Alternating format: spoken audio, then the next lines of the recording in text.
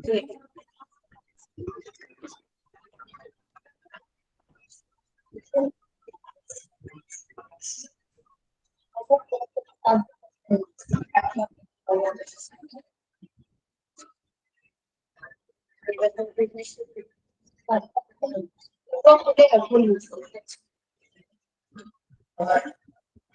लोग के पास दिखाई देता है, जैसे डिलीट कर दिए बनाने का। आज भी डिलीट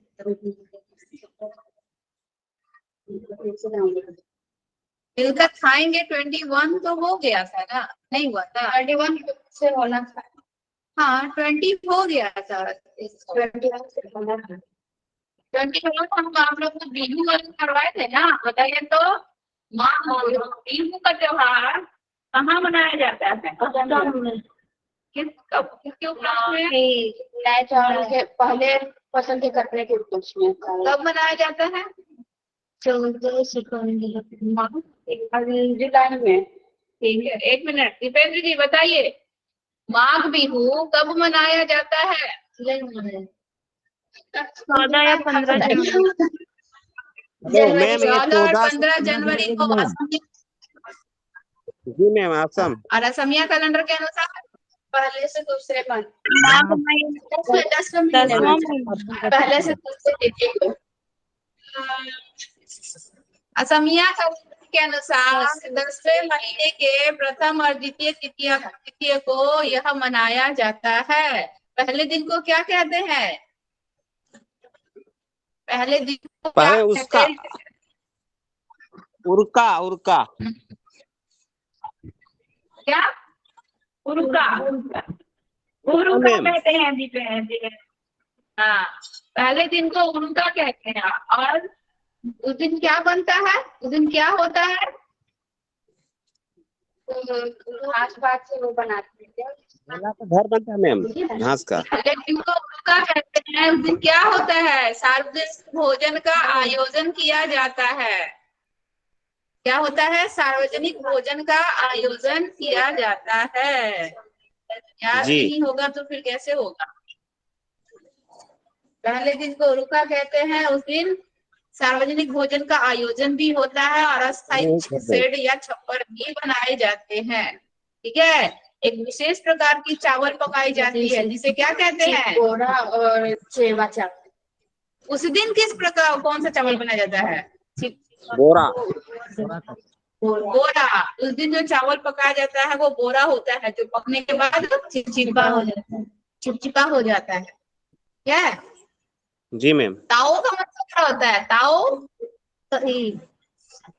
कढ़ाई मतलब कढ़ाई। और ताओ को कैसे पकाया जाता है? ताओ को मन पकाया जाता है।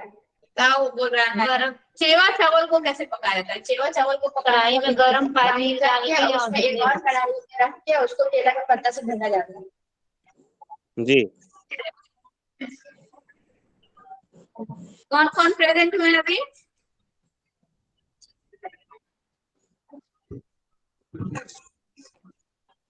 चलिए, पाठ 21 खाना खिलाना। हाँ? आप लोगों के पास नहीं आया है, वीडियो में नहीं आया है। नहीं, वो डिलीट करते हैं, डाउनलोड करना। ठीक है।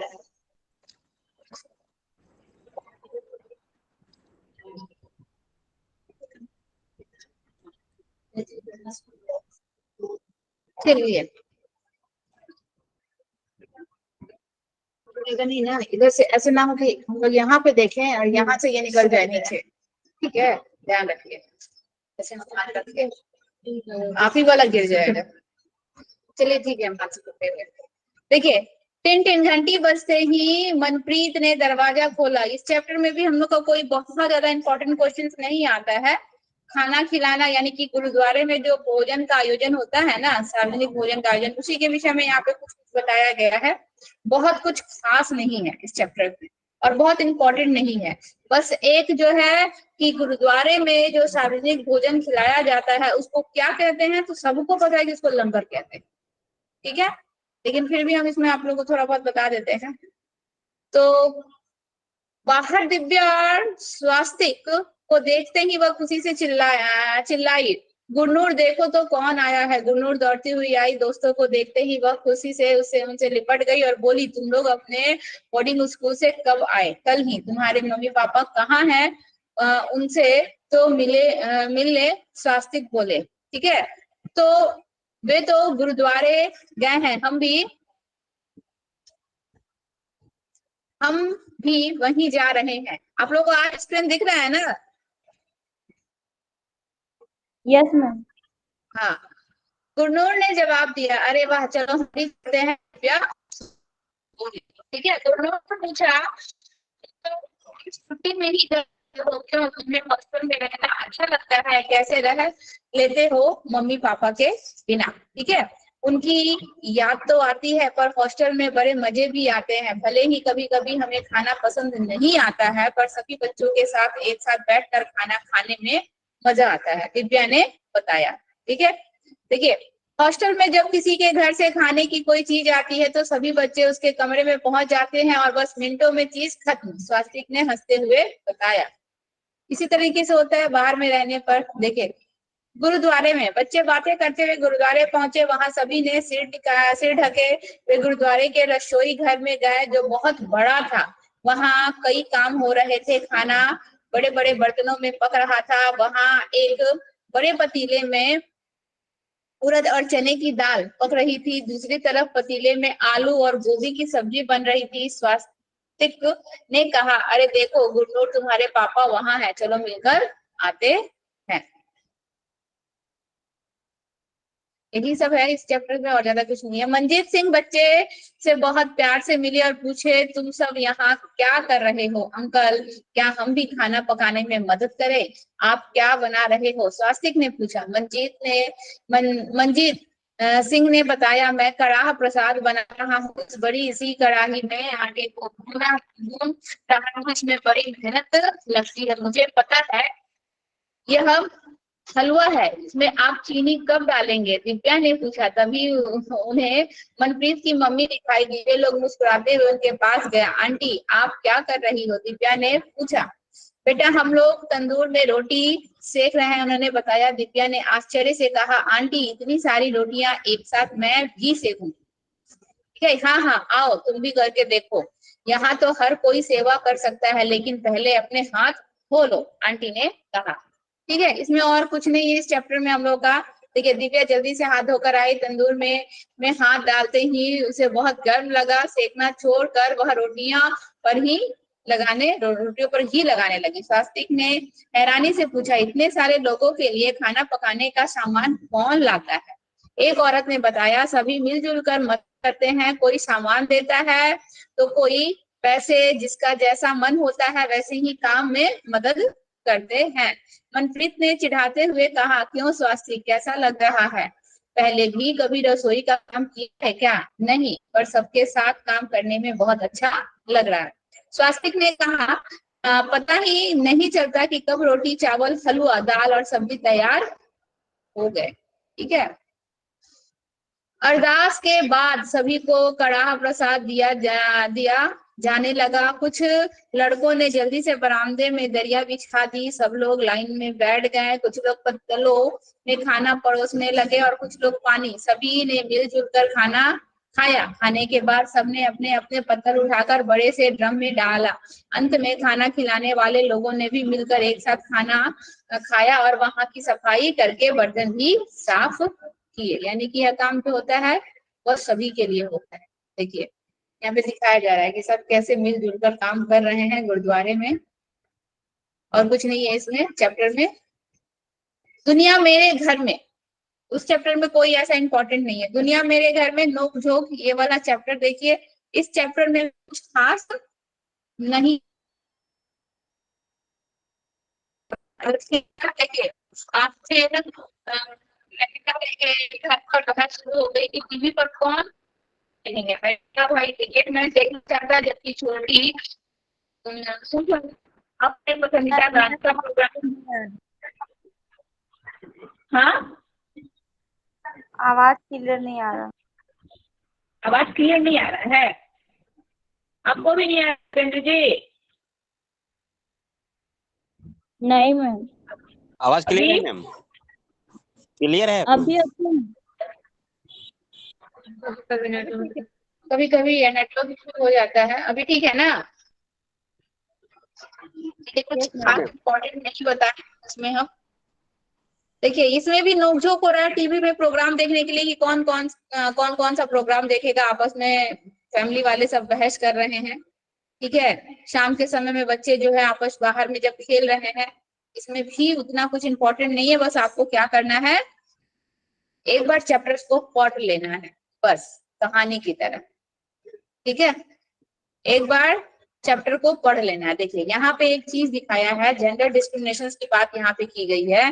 देखिए, मैं क्या करूं, अक्षय को अपनी दादी माँ से बहुत लगाव है, वे भी उसे बहुत प्यार करती है, वे उससे खूब रोचक बातें बताती है, वे अक्षय के दोस्त अनिल को पसंद करती है, पर वे अक्षय के एक बात बार बार समझाती है कि उसे कभी भी अनिल के घर का खाना नहीं खाना और पानी भी नहीं पीना है। वे कहती हैं कि अनिल के परिवार वाले उनके परिवार से बहुत अलग है। एक दिन अनिल के घर के पास वाले बड़े मैदान में वॉलीबॉल का मैच हुआ। उस दिन बहुत गर्मी थी। मैच के बाद सभी प्यासे और थके थे। अनिल सबको अपने घर ले गया। ठीक है, सब दोस्तों को अनिल की माँ ने पानी दिया। जब अनिल ने अक्षय के हाथ में पानी का गिलास थमाया तो अचानक उसे दादी की चेतावनी याद आ गई।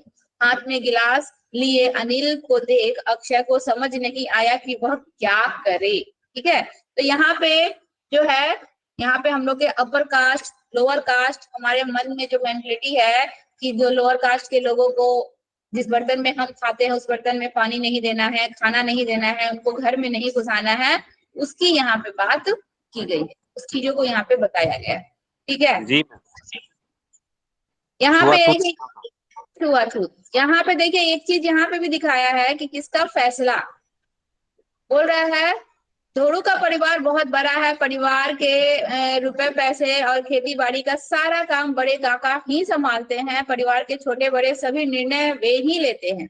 अभी तक तो धोड़ू खेत में काम करता था, पर अब वह कुछ नया करना चाहता है। वह बैंक से कुछ पैसे उधार लेकर आटे की चक्की लगाना चाहता है। गांव में एक भी चक्की नहीं है। धोड़ू को पूरा यकीन है कि उसके नए काम से परिवार को फायदा होगा। उसने बाबा को तो मना लिया, पर बड़े काका उसके एक भी सुनने को तैयार नहीं है। देखिए यहाँ पे शिक्षक संकेत में दिया गया है कि इन उदाहरणों के द्वारा बच्चे का ध्यान उन बातों की तरफ खींचा जा सकता है कि जो हमारे परिवार और समाज में सामान्यतः होता है। ठीक है, जो प्रचलन में शुरू से चलता आ रहा है, सामान्यतः होता आ रहा है, इन सभी बातों का हम पर गहरा असर होता है। बच्चे को इन बातों के बारे में सोचने और स्वयं के विचार बताने के लिए प्रोत्साहित करें। ऐसा नहीं कि जो परिवार में परंपरा से चली आ रही है हम उसी को एक्सेप्ट कर लेंगे। बच्चे उस बारे में सोचे, अपने विचार बच्चे उसमें व्यक्त करें, बताएं। ठीक है, उनके विचारों पर कक्षा में चर्चा करवाई जा सकती है कि बच्चे क्या सोचते हैं। इसके बाद यहाँ एक चीज और बहुत बढ़िया दिया हुआ है। देखिए ये जो दो लड़कियां हैं, एक लड़की दूसरे लड़की को खींचते हुए जा रही है। यहाँ पे भी कुछ चीजें दिखाई गई है। देखिए मुझे यह अच्छा नहीं लगता। क्या? मीना और रितु चाकू खेलकर घर लौट रहे थे। चलो ना, मेरे घर चलो, मीना ने रितु को खींचते हुए कहा। तुम्हारे मामा तो घर पर नहीं होंगे, अगर वे होंगे तो मैं नहीं आऊंगी, रितु ने जवाब दिया। पर क्यों? मामा तो तुम्हें सॉरी मामा को तो तुम अच्छी लगती हो, कह रहे थे अपनी सहेली रितु को घर लाना, मैं दोनों को खूब सारी चॉकलेट खिलाऊंगा। रितु ने मीना से अपना हाथ छुड़वाया और बोला, तुम्हारे मामा से मुझे डर लगता है, हाथ भी पकड़ते हैं तो मुझे अच्छा नहीं लगता है। यह कहकर रितु अपने घर चली गई। देखिए यहाँ पे शिक्षक संकेत में क्या दिया गया है, बच्चों को गुड टच बैड टच ये सब भी बताना चाहिए। बड़े उनके साथ किस तरीके के बिहेव कर रहे हैं, किस प्रकार से टच कर रहे हैं, ये सारी चीजों का भी यहाँ पे बच्चों को नॉलेज दिया गया है। बोला है कि कुछ बच्चों के अनुभव ऋतु की तरह हो सकते हैं। कक्षा में इन पर चर्चा होनी चाहिए। बच्चों को ये सारे नॉलेज होने चाहिए कि आपको कोई किस इंटेंशन से टच कर रहा है, वो गुड टच है या बैड टच है, बच्चों को इस प्रकार का सारा नॉलेज जो है क्लास में टीचर्स के द्वारा मिलना चाहिए। ठीक है, तो बच्चों को अपने अनुभव के बारे में सोचने का मौका मिलेगा, इससे उनका धीरज भी बढ़ेगा और शिक्षा के प्रति विश्वास भी बढ़ेगा। ठीक है, जरूरत के अनुसार बच्चों से व्यक्तिगत रूप से बात की जा सकती है। अगर बच्चे नहीं समझ पा रहे या फिर अपनी फीलिंग को शेयर नहीं कर पा रहे हैं तो हमें बच्चों से पर्सनली बात करना है, व्यक्तिगत रूप से उनसे अकेले में बात करना है। अगर स्कूल में बच्चों के सलाहकार यानी कि काउंसलर हो तो उनकी मदद भी ली जा सकती है। और इस प्रकार के जानकारी जो है बच्चों को देनी चाहिए शुरुआती दौर से ही, क्योंकि कभी भी कुछ भी हो सकता है, तो बच्चों को इस प्रकार का ज्ञान होना चाहिए। चलिए, इसमें देखिए अध्यापक के लिए बोल रहा है कि यदि कुछ बच्चे अपने परिवार के सदस्यों की आदतें जैसे कि नशीली मादक दवाओं की लत के बारे में बताना चाहते हैं तो ऐसे किस्सों पर बातचीत बड़ी ही संवेदनशीलता से की जानी चाहिए। इनसे होने वाले हानिकारक प्रभाव पर भी चर्चा होनी चाहिए। इन मुद्दों पर आप सेवाकालीन प्रशिक्षण कार्यालय में भी चर्चा अवश्य करें। बच्चों से अगर हम डिस्कस करेंगे कि जो नशीले पदार्थों का सेवन जो लोग करते हैं उससे क्या क्या हानियां हो सकती हैं, तो बच्चे इससे जागरूक होंगे ना, बच्चों को इसका नॉलेज पहले से रहेगा, बच्चे उन सब आदतों से दूर रहेंगे। तो इन सब पे चर्चा करनी चाहिए। कभी कभी कुछ ऐसे परिवार नशीले दवाओं की लत के बच्चों में भी यह लत पड़ जाती है। यदि इन बच्चों में या किसी अन्य बच्चों में ऐसा व्यवहार दिखाई दे तो उनसे अलग से बातचीत की जानी चाहिए ताकि समय पर उनकी यह लत छुड़वाई जा सके। इस विषय पर बच्चों से पोस्टर अथवा चार्ट बनवाएं और उन पर चर्चा करें, क्योंकि बच्चे यहाँ पे एक्टिवली यहाँ पे क्या कर रहे हैं, प्रोजेक्ट वर्क बना रहे हैं, तो बच्चों को समझ में आएगा कि उसका क्या क्या हानिकारक प्रभाव हो सकता है। चलिए, अगला चैप्टर है, उस चैप्टर में भी बहुत ज्यादा खास नहीं है, वही डिस्क्रिमिनेशन के बारे में बताया गया है और जो हम लोग का गुड टच बैड टच के बारे में दिखाया गया है, बताया गया है। पोचमपल्ली देखिए, मुख्तार गांव में रहने वाले वाणी और प्रसाद के घर में रंग बिरंगे धागों का ढेर लगा रहता है। उसके अम्मा अब्बा और परिवार के सभी लोग बुनाई का काम करते हैं और यह बुनाई बहुत ही सुंदर अपने आप में अनोखी होती है। ठीक है, उनका गांव तेलंगाना राज्य के पोचमपल्ली कस्बे के पास है। इसको अंडरलाइन कीजिएगा, ये लाइन 2 चैप्टर के बाद ये तीसरा चैप्टर है, इस लाइन को अंडरलाइन कीजिए। पोचमपल्ली कस्बा कहाँ है, तो तेलंगाना राज्य में है। तेलंगाना राज्य का नया नाम क्या है, कश्मीर। बस, तेलंगाना का नया नाम क्या है, तेलंगाना राज्य का नया नाम क्या है, क्या है देवेंद्र जी? विजयवाड़ा मैम। विजयवाड़ा नहीं, क्या नाम मैम, तेलंगाना का नया नाम? Hyderabad. No no no, Hyderabad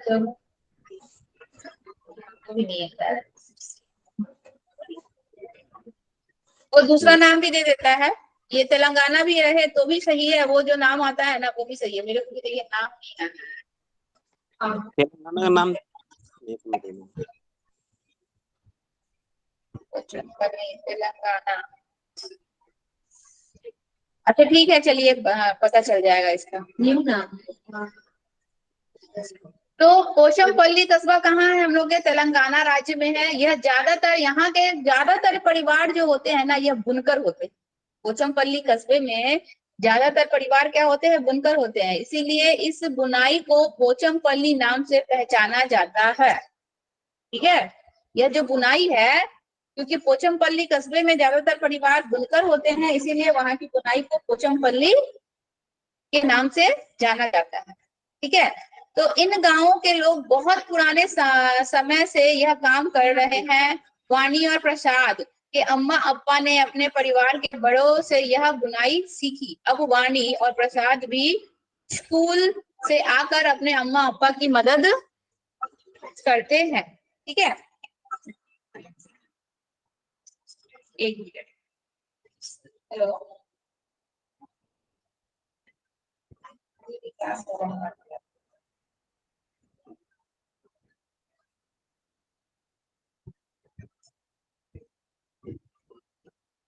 देखिए क्या बोल रहा है अध्यापक के लिए, मैं क्या बोल रहा है कि बच्चों का ध्यान इस ओर दिलाए कि पारंपरिक व्यवसाय अधिकतर घर में ही सीखे जाते हैं, यानी कि जो परंपरागत एक जनरेशन से दूसरे जनरेशन जो व्यवसाय जो ट्रांसफर होता है वो अधिकतर कहाँ होते हैं, घरों में ही सीखे जाते हैं। इसमें पोचमपल्ली कारीगर की तरह बहुत सारे हुनर सीखने होते हैं, ठीक है।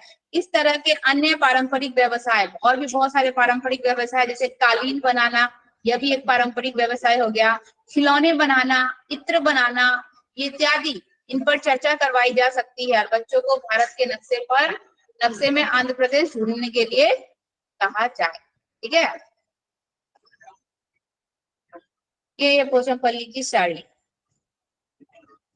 मैम तेलंगाना राज्य तो आंध्र प्रदेश में आता है ना। हाँ, इसीलिए वहां पे बोला गया है कि आंध्र प्रदेश को भारत के नक्शे पर ढूंढने के लिए कहा जाए।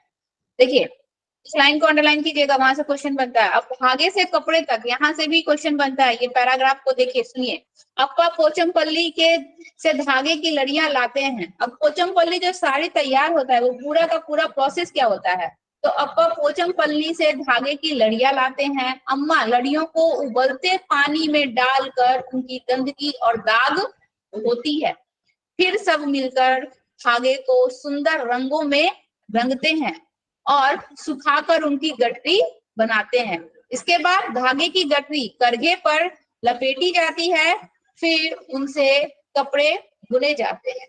रेशम का धागा तो रेशमी कपड़े, साड़ियां या सूटों के लिए कपड़े बुने जाते हैं। सूती धागे से भी साड़ियां, कपड़े के थान और चादर बुने जाते हैं, ठीक है।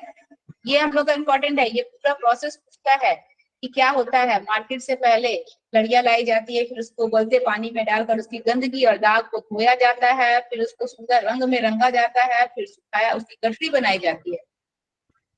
सॉरी, इसको सुखाकर फिर उसकी गठरी बनाई जाती है और फिर धागे की गठरी करघे पर लपेटी जाती है, फिर उससे कपड़े धुने जाते हैं, ठीक है। सेकंड पैराग्राफ भी इंपॉर्टेंट है, इसको अंडरलाइन कीजिए। देखिए, बोल रहा है कि करघे में कई सुइयां होती हैं। डिजाइन के हिसाब से सुइयों का नंबर घटता और बढ़ता है। कारीगर चमकदार रंगों की बहुत ही सुंदर पोचमपल्ली साड़ी बुनते हैं। इन कारीगरों ने अपनी इस कला से इलाके का नाम दुनिया भर में मशहूर कर दिया, ठीक है। अभी देखिए, दिया हुआ खतरे में कला। ऐसी साड़ी बुनने के लिए अच्छे कारीगर चाहिए। इसके लिए कई दिनों तक बड़ी मेहनत करनी पड़ती है। फिर भी साड़ियां सही दाम में बेचना बहुत ही मुश्किल होता है।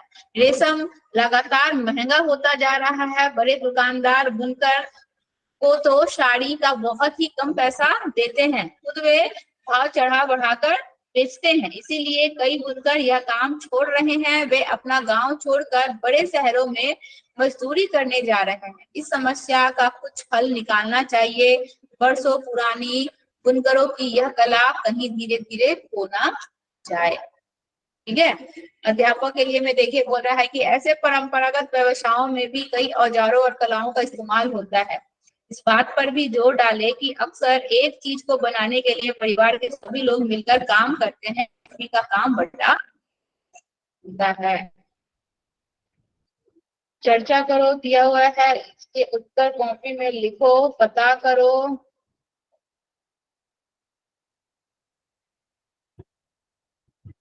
सबके काम बटे हुए हैं, वही दिखा रहा है। देखिए, बोल रहा है कि पोचमपल्ली की तरह की भारत के कई इलाकों में कुछ खास चीजें बनाई जाती हैं। इसको पूरा अंडरलाइन कीजिएगा। इन चीजों के नाम है उस इलाके के नाम से ही मशहूर होते हैं। जैसे कि कुल्लू की शॉल, ठीक है, कुल्लू की शॉल वो इलाके के नाम से ही मशहूर है। मधुबनी पेंटिंग, बिहार के मधुबनी जिला का मधुबनी पेंटिंग। असम की सिल्क, कश्मीरी कढ़ाई, इस पर चर्चा करवाई जा सकती है, ठीक है। कुल्लू की शॉल, मधुबनी पेंटिंग, असम की सिल्क और कश्मीरी कढ़ाई, वो उस इलाके के नाम के अनुसार ही वह क्या है, मशहूर है। अभी देखिए, दूर देश की बात, चैप्टर 24। आज मालू के घर में बहुत चहल पहल है। चिट्टपन और उसका परिवार 5 साल बाद घर आए हैं। 5 साल पहले चिट्टपन की नौकरी अबू धाबी में लगी थी, तभी से वे वहीं रह रहे हैं। मालू और उनके अप्पा चिट्टपन के परिवार को लाने हवाई अड्डा गए हैं। हवाई जहाज के पहुंचने के बाद सभी यात्रियों का सामान उतरने में काफी समय लग गया। आखिरकार चिट्टपन, कुंजमा और बच्चे हवाई अड्डे से बाहर आते दिखाई दिए। शांता और शशि कितने बड़े हो गए हैं। अप्पा एकाएक बोल पड़े। सारा सामान टैक्सी में रखा और सब चल दिए मालू के घर की ओर।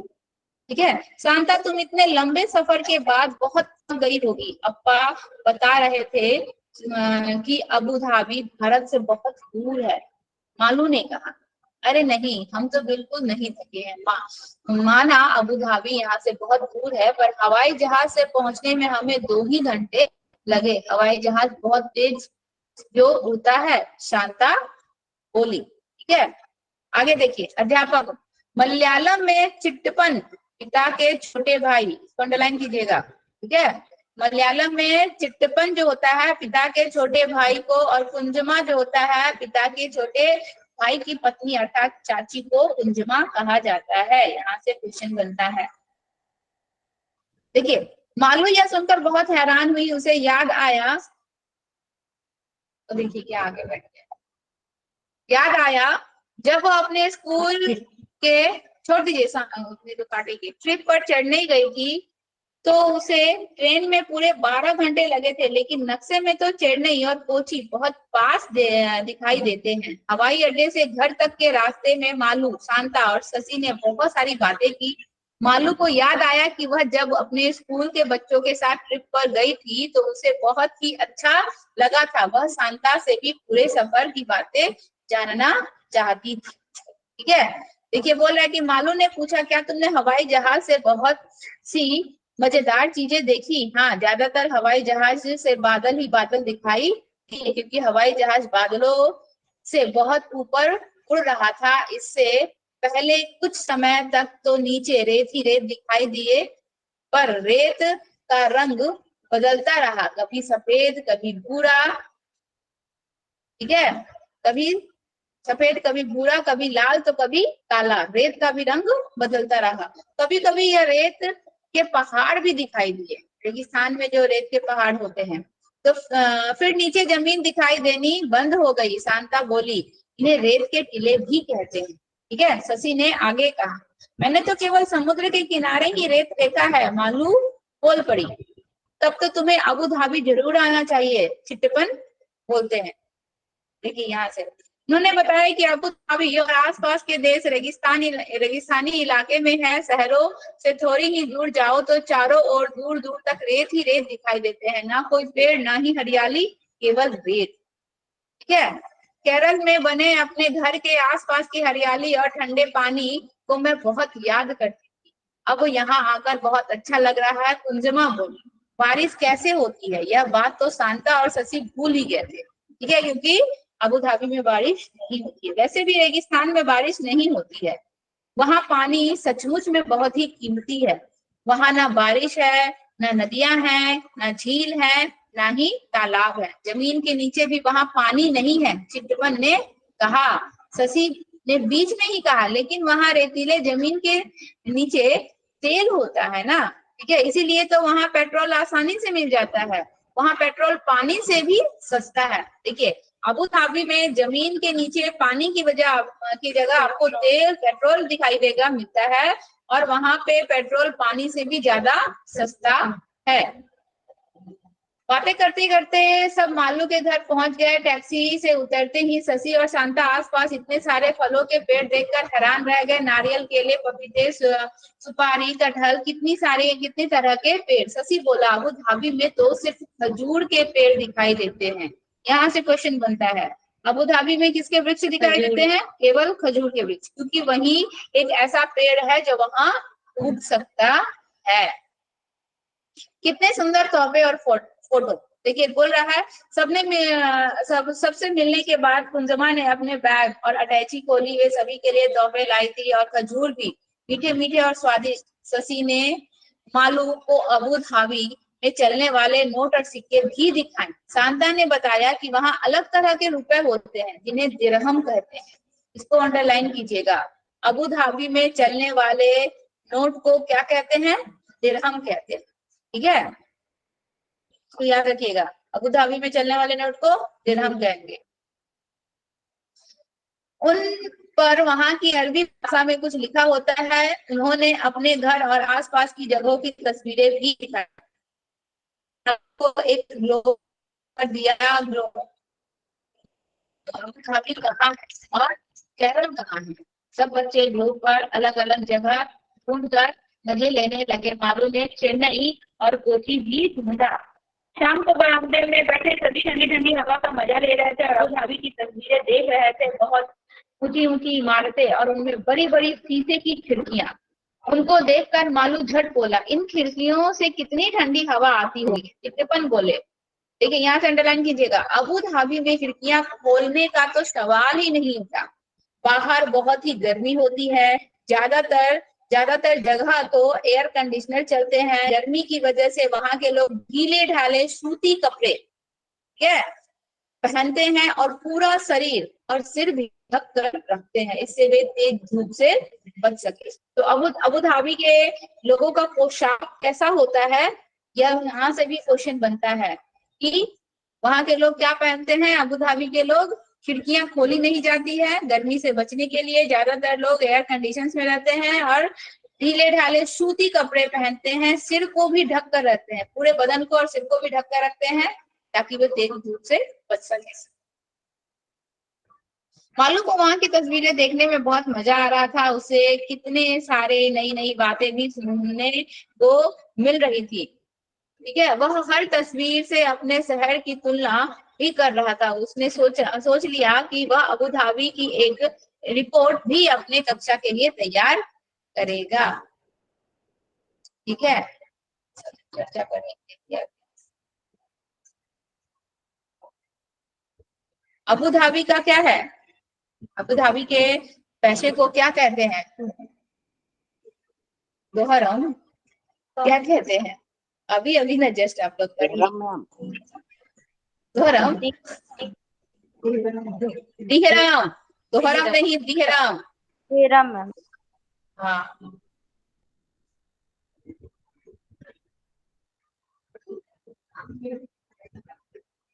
अलग अलग है। बांग्लादेश का ढाका, टाका,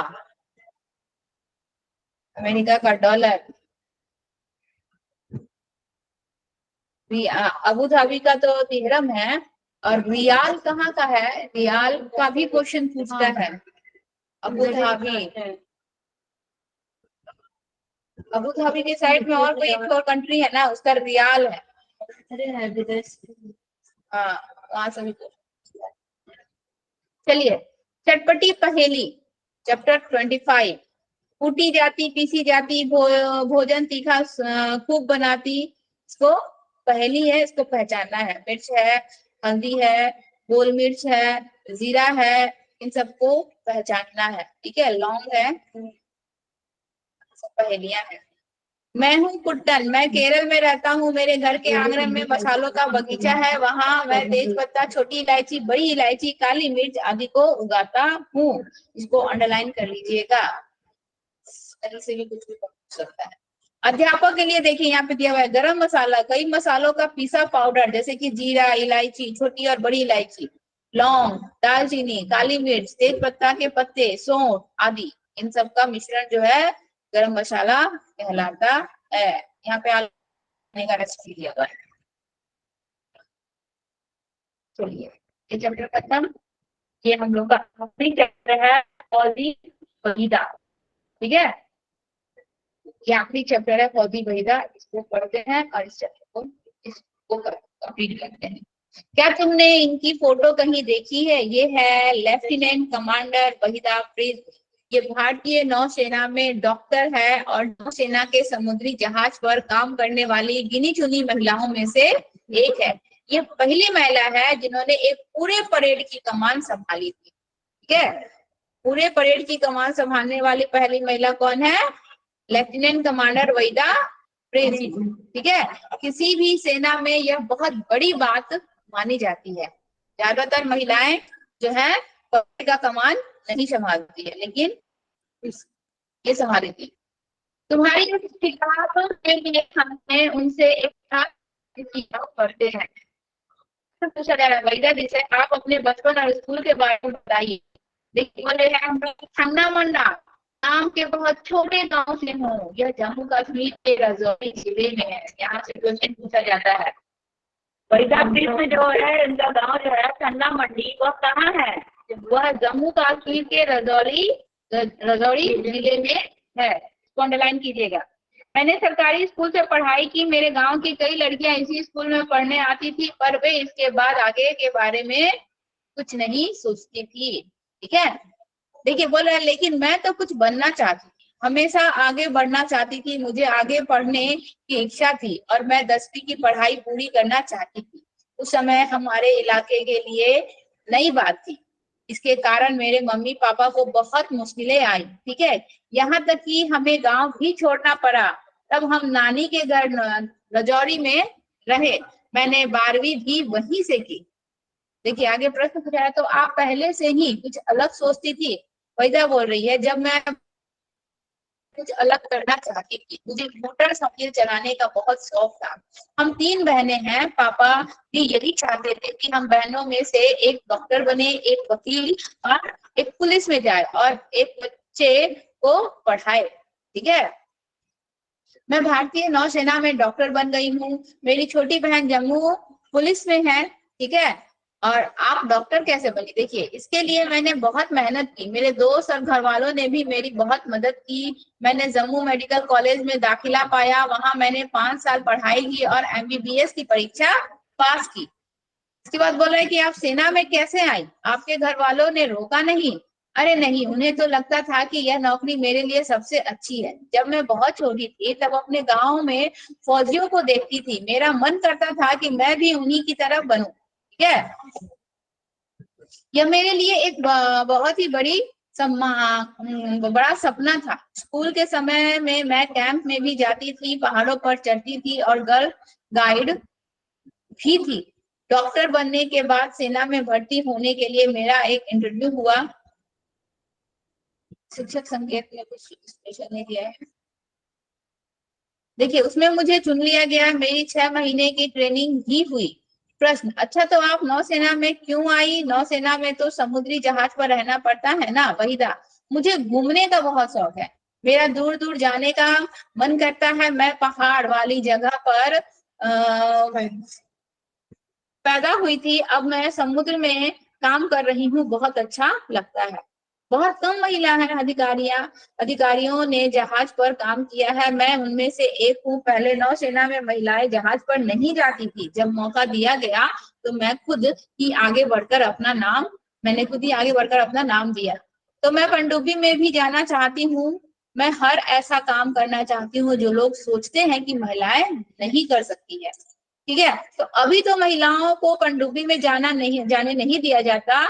जब भी मौका मिलेगा मैं जरूर जाऊंगी।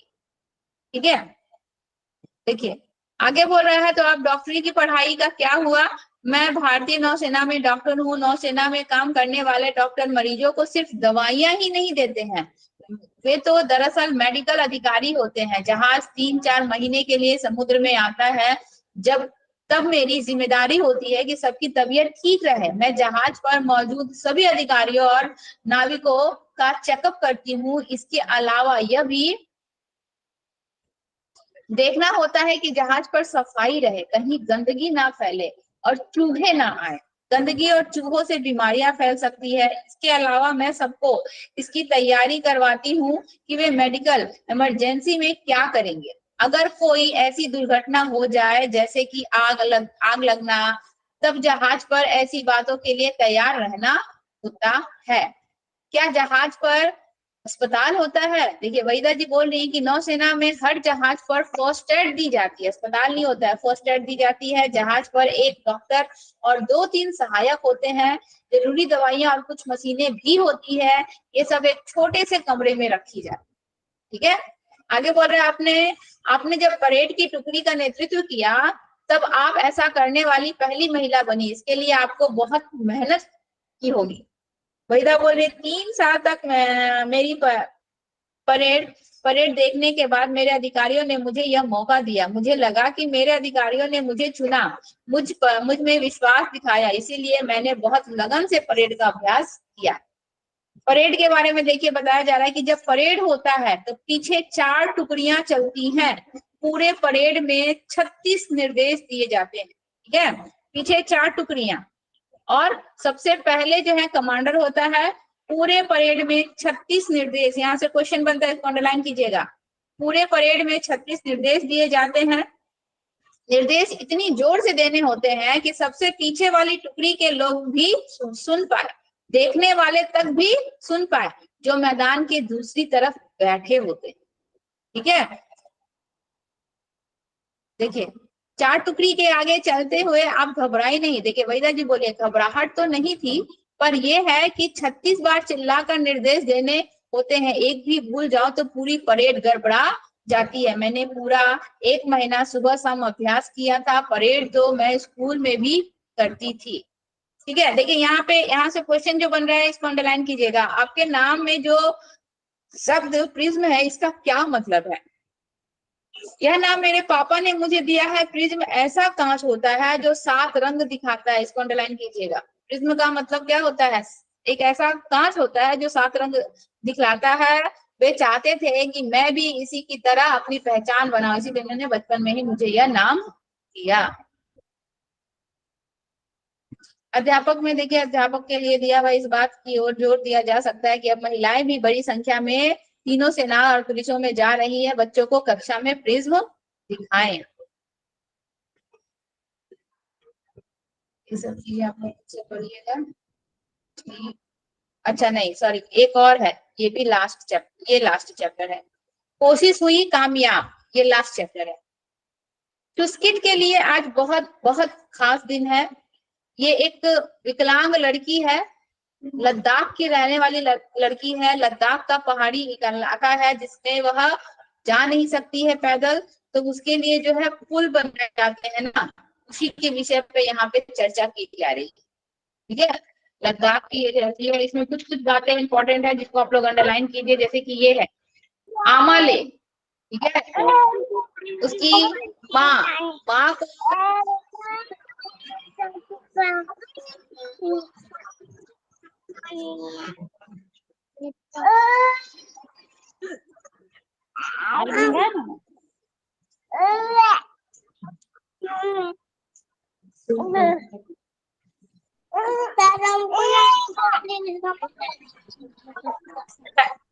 कौन है, म्यूट कीजिए, हम लोग को भी फीड देंगे बाबा,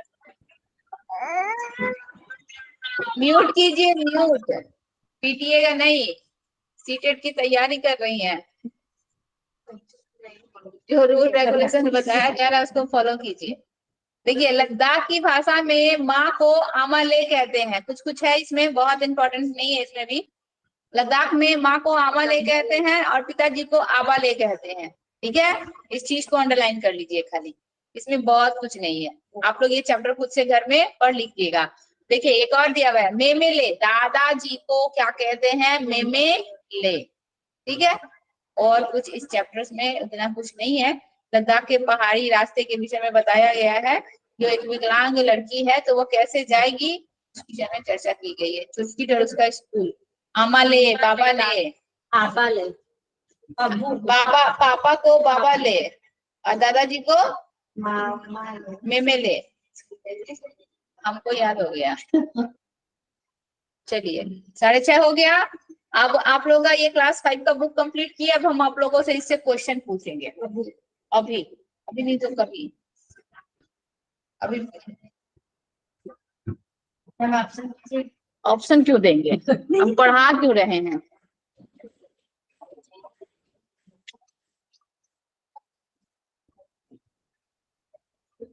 क्लास 4 भी पढ़ा चुके हैं, क्लास 5 भी पढ़ा चुके हैं, दोनों पढ़ा चुके हैं। कहाँ से पूछना चाहें, हम क्लास 4 से पूछना चाहें, क्लास 5 से पूछना चाहें, मेरी मर्जी।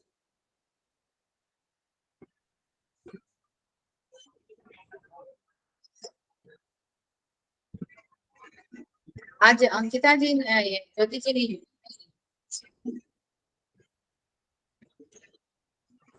आज उषा जी भी नहीं जुड़ी हैं।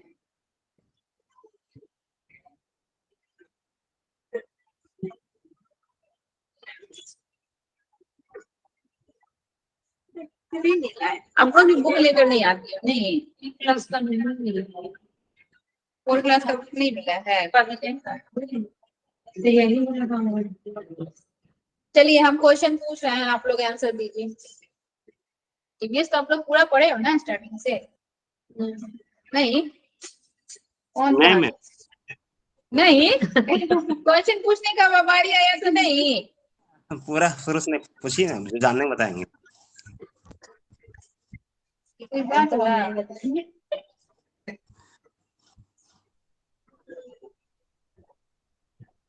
रुक जाइए,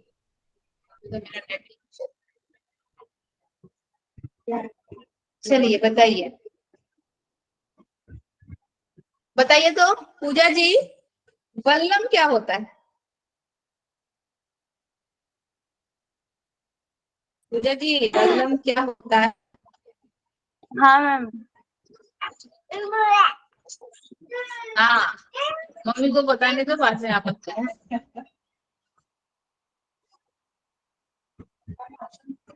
ऑप्शन क्या दें? ऑप्शन नहीं देंगे। अंकिता जी बताइए तो वल्लम क्या होता है?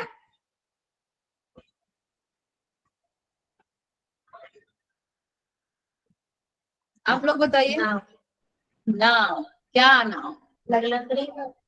लकड़ी का मतलब हम जब जब एक एक पूछेंगे, हिंट देंगे तो आंसर मिलेगा। लकड़ी की छोटी नाव को वल्लम कहा जाता है। कहाँ चलाई जाती है ये? केरल में। केरल में। अच्छा ये बताइए तो, ये कहाँ के बच्चे ऐसे स्कूल जाते हैं बताइएगा? कि हम पहाड़ी इलाके में रहते हैं, यहाँ दूर दूर तक उबड़ खाबड़ पथरीले रास्ते हैं, मैदानों और शहरों में रहने वाले बच्चे को भले ही मुश्किल लगे, हम तो भागते हुए पहाड़ी रास्ते पर पार कर जाते हैं। उत्तराखंड। उत्तराखंड। हाँ, उत्तराखंड बिल्कुल सही आंसर है। चलिए आप बताइए, आप बताइए तो ज्योति जी आपसे पूछ रहे हैं कि यहाँ के बच्चे जो है ना, बर्फ पर चलकर, ठीक है, स्कूल जाते हैं, बर्फ पर चलकर एक दूसरे का हाथ पकड़कर बर्फ पर पैर जमाते हुए ध्यान से चलते जाते हैं। ताजी बर्फ में ताजी बर्फ में पैर धंस न जाए, इसीलिए एक दूसरे का हाथ पकड़कर वो वही सावधानी से जाते हैं। बताइए तो कहाँ के बच्चे ऐसे स्कूल जाते हैं? कश्मीर। भूल गए, हम कहाँ से ऑप्शन इधर नहीं पढ़े थे ना, तो क्यों नहीं आप लोग घर में पढ़ती है? जब एक ही बार नोटिफिकेशन आ जाएगा तो वो पढ़ाई होगा। हम क्यों सब एक साथ लेके चल रहे हैं कि कम से कम एक चीज तो कंप्लीट हो जाए। अभी तो आप लोग को टेस्ट लेंगे ना मंडे, तो उसमें आप लोग कितना मिस्टेक दीजिएगा मैम? नहीं, ईवीएस नहीं देंगे, एक और बुक है कंप्लीट करने दो, फिर ईवीएस। नेक्स्ट टाइम से ईवीएस और जीडीपी दोनों साथ में। क्या होगा इसका आंसर? उत्तर की पहाड़ियां। उत्तर की पहाड़ियां। अच्छा ये बताइए तो अंकिता जी, अंकिता जी आप प्रेजेंट है ना यहाँ पे? Yes ma'am. चलिए बताइए, स्कूल पहुंचने के लिए हमें रोज नदी पार करनी होती है, खूब चौड़ी और गहरी नदी, ठीक है। नदी के पार जाते हुए मजबूत लोहे की रस्सी होती है और यह दोनों तरफ से भारी पत्थरों और पेड़ों से कसकर बंधी रहती है। ट्रॉली लकड़ी से बना झूला पुली की मदद से इस रस्सी पर सरकती है और हम 4 से 5 बच्चे एक साथ ट्रॉली में बैठकर जाते और पहुंच जाते हैं नदी के उस पार। ऐसे कहाँ के बच्चे स्कूल जाते हैं? केरला में। केरला में। केरला में नदी इतना बड़ा बड़ा है? आप कम से कम फिजिकली कहाँ का एरिया कैसा है वो तो ध्यान में लगा रखिए। नहीं है? तो जिनको पता है वही आंसर दीजिए, जिनको पता है वो आंसर दीजिए। कहाँ होगा? लद्दाख। बोल रहे थे तो हम जाएंगे वहां पे। अब बोल रहे थे, सिस्टम बोलेगा कि आप बोल रही थी तो नहीं ना की। चलिए, जानवरों के खाल जो होती है, जानवरों के शरीर पर जो डिजाइन बनी होती है वो किसकी वजह से बनी होती है? उसकी बालों की वजह से जानवरों के शरीर पर डिजाइन बनी होती है। जिन जानवरों के कान बाहर की तरफ होते हैं और जिनके शरीर पर बाल होते हैं वो अंडे देती हैं, और जिन जानवरों के कान नहीं होते हैं, बाहरी कान नहीं होते और जिनके शरीर पर बाल नहीं होती है वह बच्चे देते हैं। गलत है। गलत है, सही क्या है? जो जिसका कान बाहर निकला था वो बच्चे देते हैं, हाँ और जिसका कान छिपा रहता है ना हाँ, वो अंडे देते हैं। वो अंडे देते हैं। तो चलिए, हम तो गलत जानते थे, आप हमको सही बता दी। अच्छा,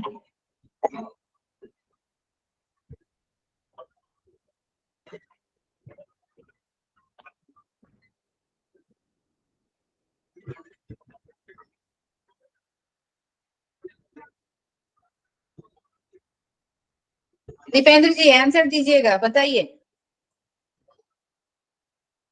बोल रहा है, क्वेश्चन है कि एक बड़ा हाथी एक दिन में 200 किलोग्राम से ज्यादा पत्ते और झाड़ियां खा जाता है, ठीक है। जी दूसरा है नंबर, हाथी बहुत कम आराम करते हैं। तीसरा है हम लोग का ऑप्शन, एक दिन में केवल 2 से 4 घंटे ही सोते हैं। पानी में खेलना और कीचड़ में खेलना हाथियों को बहुत ज्यादा पसंद है क्योंकि उनसे उनके शरीर को ठंडक मिलती है, ठीक है। उसे उसके कान से भी पंखे की तरह, वह कान को भी अपने पंखे की तरह इस्तेमाल करता है और गर्मी लगने पर हाथी अपने कान को हिलाकर हवा करता है। तो यह हाथी के विषय में इतने सारे स्टेटमेंट थे, ये सारे स्टेटमेंट सही थे या इनमें से कुछ गलत भी था? दीपेंद्र जी, ये मैम सारे इसमें स्टेटमेंट सही? दो दो सही था। जैसे कान आपका हो गया बड़ा सा, ठीक है, और ये कादों में अपना ठंडा के लिए करता है।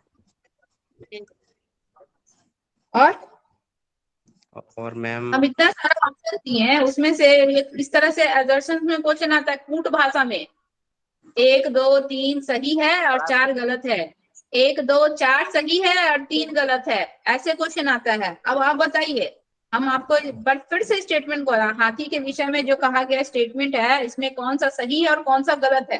पहला हमारा स्टेटमेंट था कि एक बड़ा हाथी एक दिन में 200 किलोग्राम से ज्यादा पत्ते और झाड़ियां खा जाता है, पहला है। जी मैम दूसरा बोल रहा है कि हाथी बहुत कम आराम करते हैं, यह एक दिन में केवल 2 से 4 घंटे ही सोते हैं। तीसरा बोल रहा है कि हाथी को पानी में और कीचड़ में खेलना बहुत पसंद है क्योंकि इनसे इनके शरीर को ठंडक और आराम मिलती है। और चौथा बोल रहा है कि इनके कान भी पंखे की तरह होते हैं, गर्मी लगने पर हाथी अपने कान हिलाकर हवा करता है। अब बताइए, ये सारे स्टेटमेंट 1 2 3 4 सभी सही है या फिर एक गलत है, 2 3 4 सही है या फिर 1 2 3 सही है और 4 गलत है? बताइए। सही है। पढ़ेंगे नहीं आप लोग, क्या चारों सही है मैम। सही होगा मैम। चारों सही है? जी चारों सही है? गलत, जी एक नंबर चला गया, एक कैसे नंबर मैम? चला गया। हाथी, एक बड़ा हाथी एक दिन में 200 किलोग्राम से ज्यादा पत्ते और झाड़ियां नहीं, 100 किलोग्राम से ज्यादा पत्ते और झाड़ियां खा जाता है। तो 100 बोले 200 मैम आप? नहीं, 100। हाँ, हम 200 बोले थे, हम 200 बोले थे। ध्यान दीजिए हम क्या बोल रहे हैं, हम जो बोल रहे हैं घुमा के, आपका जैसा क्वेश्चन आता है हम उसी टाइप से आपको बता रहे हैं। चलिए आप बताइए, क्वेश्चन है, बोल रहा है कि हाथी के झुंड में केवल हथनियां होती हैं और बच्चे होते हैं, ठीक है। झुंड का नेतृत्व बुजुर्ग हथनी ही करती है। हाथी के झुंड में 10 से 15 हथनियां और बच्चे होते हैं, और जब हाथी का बच्चा 14 से 15 साल का हो जाता है तो उसको झुंड से निकलना होता है। अब बताइए इसमें कौन सा स्टेटमेंट सही है और कौन सा गलत? हाथी के झुंड में केवल हथनियां और बच्चे होते हैं, पहला। हाथी का सबसे बुजुर्ग हथनी ही क्या करती है, झुंड का नेतृत्व करती है, दूसरा। तीसरा बोल रहा है कि एक झुंड में 10 से 15 जो होते हैं हथनियां और बच्चे होते हैं, चौथा। और 14 से 15 साल के बाद हाथी को झुंड को छोड़ देना होता है, क्या होगा? मैम यही नहीं होगा, बाकी सब सही होगा मैम। एक झुंड में केवल 10 से 12 ही हाथी, हथनियां और बच्चे होते हैं। कितने? 10 से 12, 10 से 15 नहीं, 10 से 12। आप लोग के पास बुक है तो पढ़िएगा। अच्छा बताइए, बगुला भैंस पर क्यों बैठकर सवारी करता है? मैम उसमें अरे कीट जो क्योंकि वह परजीवी होता है। ये चीज हम जब बताए थे तो आप ही हमको आंसर दिए थे और हम उसका दोबारा आंसर आपको समझाए भी थे। क्योंकि वह परजीवी होता है, वह भैंस के शरीर में जो कीड़े होते हैं उनको खाता है, इसीलिए वह भैंस के शरीर पर सवारी करता है।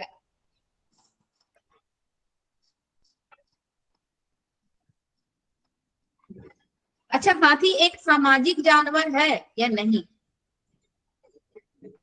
है मैम। झुंड में रह रहा यानी कि सामाजिक ही ना है। झुंड में जो रहते हैं वो क्या सब मैम इससे बोलिए मैम, आवाज नहीं है। हाथी एक सामाजिक जानवर है, सोशल है, सोशल है जी ना। जी। बोल रहा है यहाँ पे कि हाथी परेशानी आने पर जी एक दूसरे की मदद करते हैं और अपने बच्चे जी। की देखभाल और सुरक्षा के लिए एक दूसरे का साथ भी देते हैं। चलिए अगला बताइए, अगला सही चैप्टर बात। अमृता की कहानी से हम आप लोगों से क्वेश्चंस पूछ रहे हैं।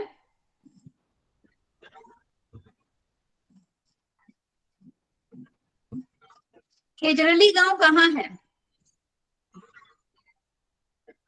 खेजरली गांव कहाँ है? नहीं पढ़ाई होगा।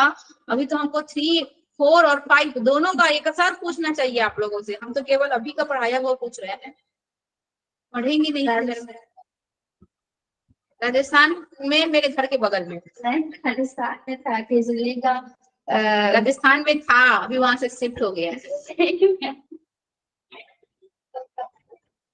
ऐसे पढ़ाई नहीं होगा, ऐसे पढ़ाई नहीं होगा। अचानक से नोटिस आ जाएगा, फिर सिर पकड़ के बैठे रहिएगा। और ये न्यूज एकदम राइट है, 3 अटेम्प्ट मिलेगा, 3 अटेम्प्ट से ज्यादा नहीं मिलेगा। समझ में आया? अब टीचर बनना आसान नहीं है, 3 अटेम्प्ट से ज्यादा नहीं मिलेगा। खेजरली गांव कहाँ है? राजस्थान। एक भैया है ना, सुनिए ना, पहले मेरा बात सुनिए। एक भैया है ना, वो बोल रहे थे कि ऐसा नहीं है, सीटेट का एग्जाम आप कितना भी दे सकते हैं, बस बीपीएससी वहाँ का, बिहार का बीपीएससी का एग्जाम 3 अटेम्प्ट मिलेगा। बीपीएससी लेगा एग्जाम, जैसे बैंक वैंक का नहीं देता है। डबल डबल क्यों ज्वाइन हो गई है? डबल डबल आंसर देंगी? अंकिता जी आप 2 बार ज्वाइन हो गए। बोलिए ना मैम, पहले बताइए। मैम ध्यान में रखो, 3 अटेम्प्ट में ही चांस मिलेगा, पहला अटेम्प्ट में ही निकालना है। थोड़ा सिंसियर हो जाओ, ठीक है? चलिए, खेजरली गांव कहाँ है? तो पूजा जी क्या बता रही थी? राजस्थान जोधपुर में मैम। राजस्थान के जोधपुर जिले में खेजरली गांव है। और इसका नाम जो है, इस गांव का नाम खेजरली क्यों पड़ा? सर सब जगह पेड़ होता है। नहीं बोलेंगे क्या? सही आंसर दीजिए। खेजरली गांव, खजूर का बहुत हाँ बोलिए। खजूर का बहुत सा पेड़ मिलता है मैम। खजूर का पेड़? खेजड़ी का ज्यादा है। पेड़ है मैम, खेजरली गांव में खेजरली के वृक्ष बहुत ज्यादा हैं, इसीलिए उस गांव का नाम ही खेजरली गांव पड़ गया। समझ में आया? खेजरली वृक्ष की विशेषता क्या है अंकिता जी? खेजरली वृक्ष की विशेषता क्या है?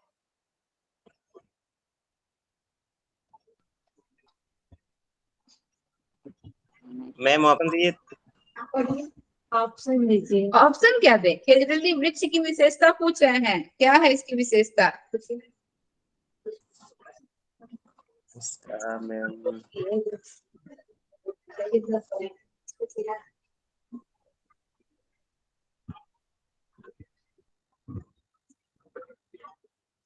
पढ़िए, ठीक है।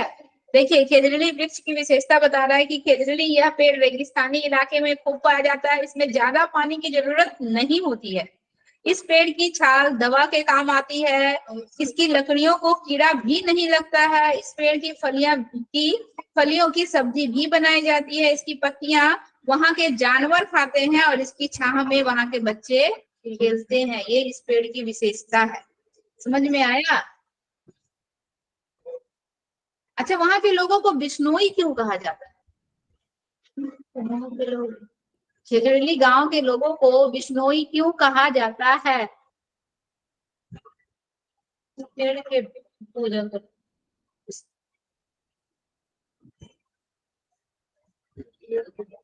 पेड़ की पूजा नहीं करते हैं, पेड़ की सेवा करते हैं, पेड़ को मित्र की तरह मानते हैं। आज से 100 साल पहले से अब उस इलाके में, राजस्थान जैसे इलाके में भी वहां पे हरियाली है, हरा भरा है, ठीक है। इसीलिए वहां के लोगों को बिश्नोई कहा जाता है। ऐसे नहीं होगा। मधुमक्खियों के अंडे देने का समय, सबसे उत्तम समय से क्यों है? शायद ही कहते हैं। मैं ऑप्शन दीजिए ना, पक्का जल्दी।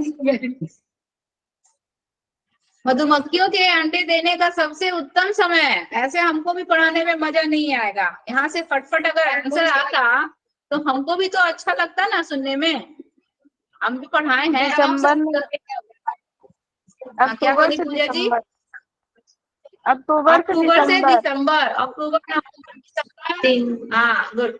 अक्टूबर नवंबर दिसंबर यह मधुमक्खियों के अंडे देने का सबसे उत्तम समय होता है, ठीक है। कुशवाहा गांव कहाँ है? सॉरी, एक मिनट, ये बोचाहा गांव कहाँ है? बोचाहा गांव,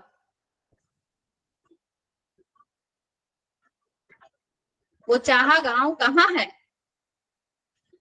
ईवीएस को आसान मत समझिए, इसको पढ़ना होगा, बिना पढ़े नहीं होगा। बोचाहा गांव कहाँ है? बिहार के मुजफ्फरपुर जिले में बोचाहा गांव है, ठीक है।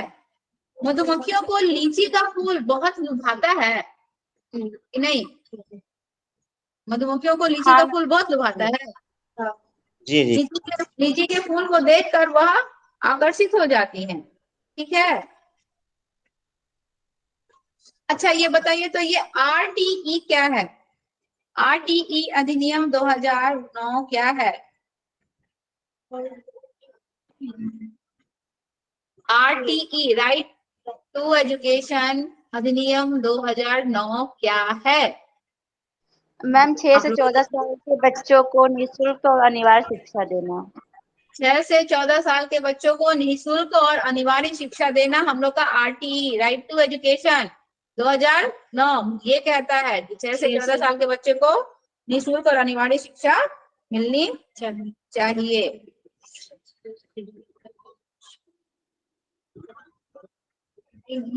आप लोग तो कैसे होगा? अच्छा, ये हम स्टेटमेंट पढ़ते हैं मधुमक्खियों के विषय में, इसमें से बताइए कौन सा सही है कौन सा गलत है। पहले ध्यान से सुनिए। हर छत्ते में एक रानी मक्खी होती है जो अंडे देती है, पहला। दूसरा बोल रहा है छत्ते में कुछ नर मक्खियां भी होती हैं जो दिन भर आराम करती हैं, दूसरा। तीसरा बोल रहा है कि छत्ते में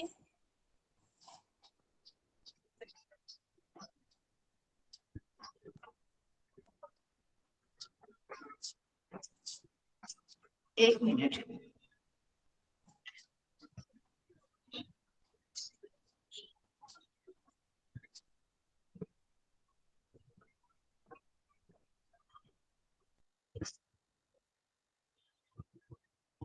हाँ, छत्ते में बहुत सारी नर मक्खियां होती हैं जो दिन भर क्या करती हैं? आराम करती हैं, ठीक है। इसके अलावा तीसरा ऑप्शन है छत्ते में काम करने वाली भी मक्खियां होती हैं, ठीक है। हाँ ये नहीं, काम करने वाली मक्खी नहीं, इसमें क्या नाम दिया गया?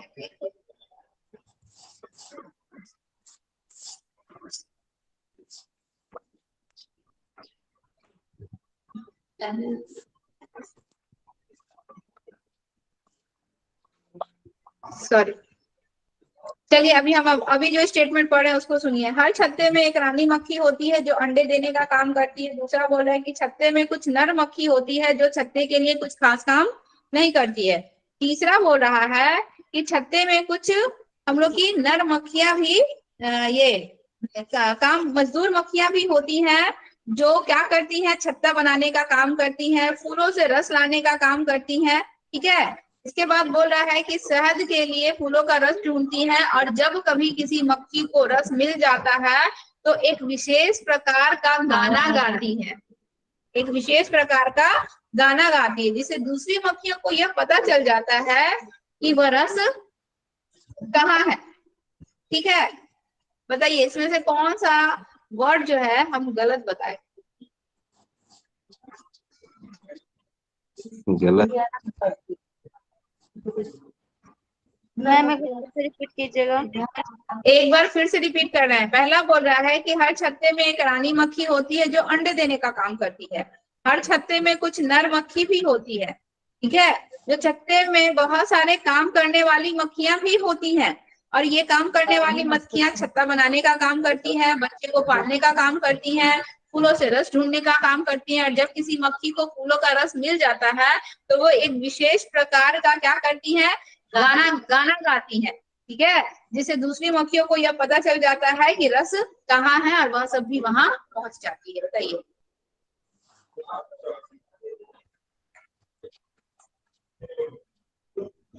सेकंड जो बोले मैम वो सही होगा। ये जो है ना, हम बोले जो है ना, बस एक छोटा सा वर्ड गलत बताए। वो क्या कि लेने के बाद वह गाना नहीं गाती है, वो एक विशेष प्रकार का नाच है। नाच के माध्यम से को पता चलता है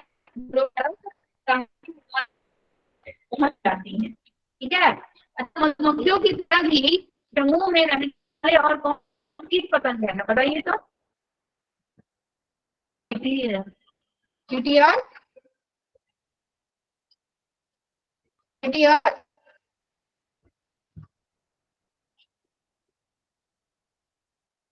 ठीक है, ठीक है, और तुम घूमने का ही चलिए कब पढ़ना है, ठीक है, बताइए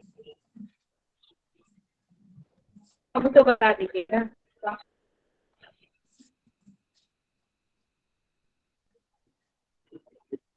बनिका गाँव कहाँ है? जो थी वो हंसी आ रहा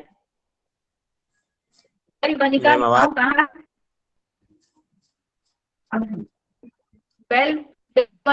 गाँव कहाँ है? कल पढ़ा है। बनिका गाँव कहाँ है? तो जी क्या बोल रही है?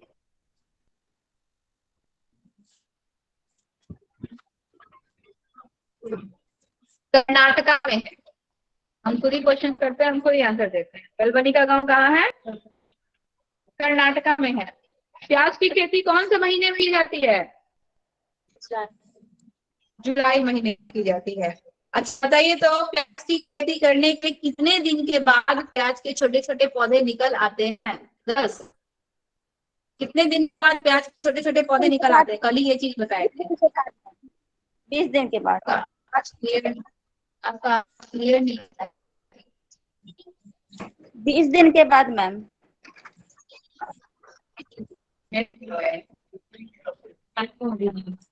हाँ, गाड़ी अच्छा ठीक,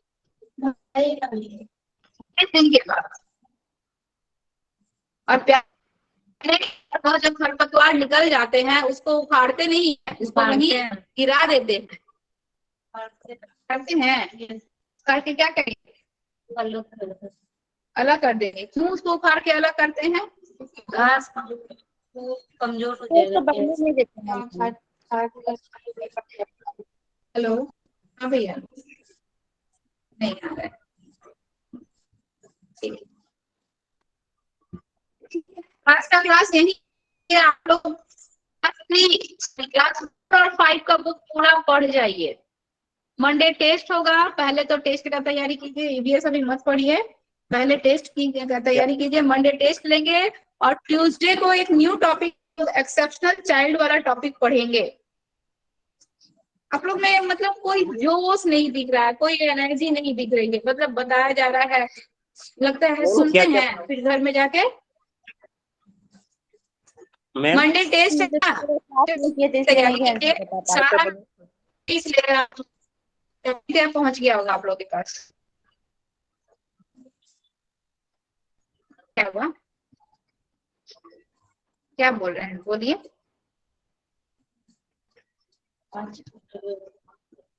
आवाज नहीं आ रहा है।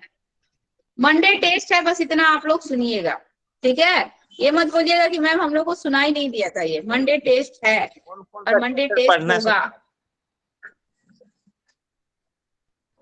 ये डेवलपमेंट पढ़ना, विकास पढ़ना है, पर्यावरण और क्रम पढ़ना है, ठीक है। उसके बाद हम लोग का ये समाजीकरण पढ़ना है, तीसरा हो गया विकास पढ़ना है, चौथा हो गया व्यक्तिगत पढ़ना है, सांवेगिक विकास पढ़ना है, इसके बाद क्रियात्मक